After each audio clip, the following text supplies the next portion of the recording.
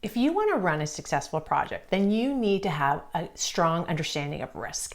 And in this video, I'm going to teach you the difference between inherent risk versus residual risk and how they're going to impact your project. What is inherent risk?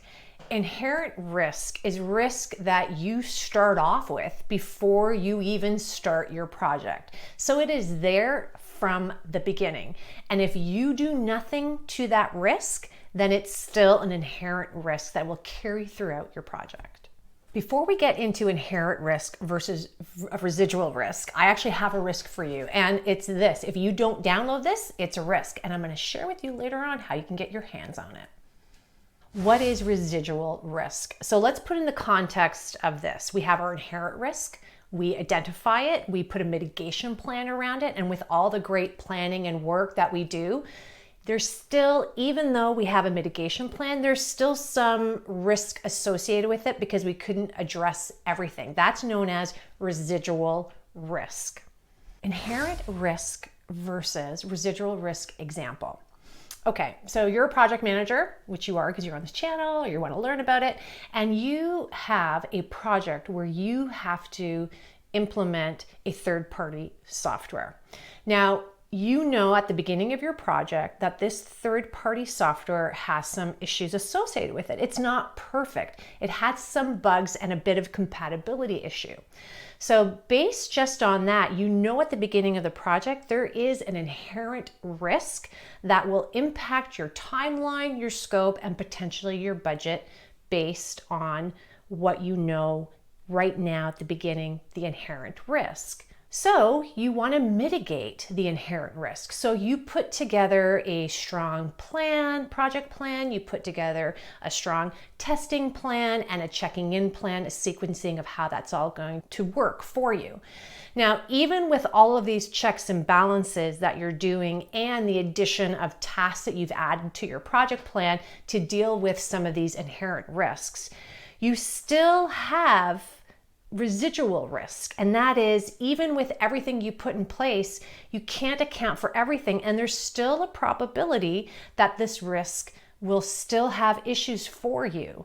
So by understanding the inherent risk and putting the mitigation plan and the residual risk left over, that will allow for you to understand how much risk you're willing to take on. Is there anything else that you have to do?